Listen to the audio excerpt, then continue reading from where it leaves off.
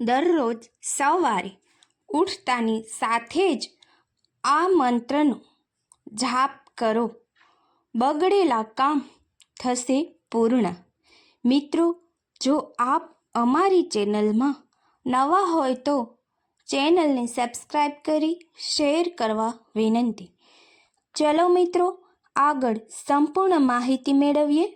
મિત્રો, સવારે જાગીને પગ જમીન પર મૂકતા પહેલાં તમારા જમણા હાથથી ધરતી માતાને સ્પર્શ કરો અને તેને તમારા કપાળ પર રાખો.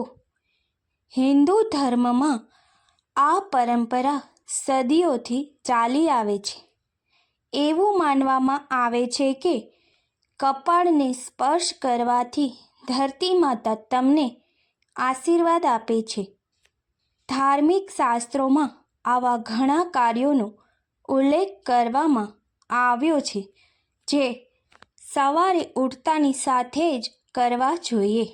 આ કાર્યો કરવાથી જીવનમાં સુખ અને સમૃદ્ધિ આવે છે અને જીવનમાં સકારાત્મક ઉર્જાનો પ્રવાહ વહે છે.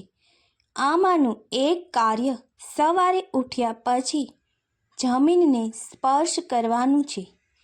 વાસ્તુમાં જણાવ્યું છે કે સવારે ઉઠ્યા પછી હાથથી ધરતી માતાને સ્પર્શ કરવાથી સૌભાગ્યમાં વધારો થાય છે. તે જ સમયે જો પૃથ્વીને સ્પર્શ કરતી વખતે આ એક મંત્રનો જાપ કરવામાં આવે તો તે ફક્ત તમારો આખો દિવસ સારો જ નહીં પણ બીજા ઘણા બધા ફાયદા પણ આપે છે. શાસ્ત્રોમાં કહેવામાં આવ્યું છે કે સવારે ઉઠ્યા પછી સૌથી પહેલાં પૃથ્વીને સ્પર્શ કરીને સમુદ્રવશને દેવી પર્વસ્તનમંડિતે વિષ્ણુપત્ની નમસ્તુભ્યં પાદસ્પર્શમસ્વમે મંત્રનો જાપ કરવો જોઈએ. આ મંત્ર ધરતી માતાનો છે.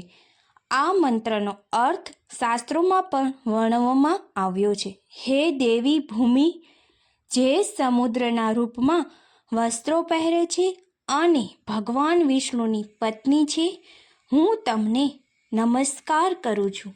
મારા પગ તમને સ્પર્શ કરે છે, આ માટે મને માફ કરો. આ મંત્રનો રોજ જાપ કરવાથી શુભ કાર્યોમાં વધારો થાય છે. શુભ કાર્યો કોઈ પણ અવરોધ વિના પૂર્ણ થાય છે.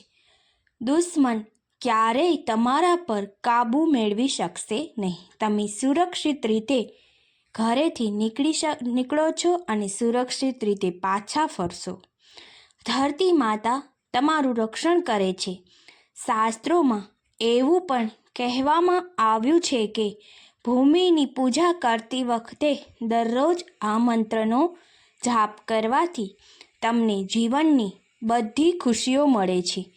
કારણ કે આપણને જે કંઈ મળ્યું છે તે ધરતી માતાના કારણે કુદરત તરફથી જ મળ્યું છે.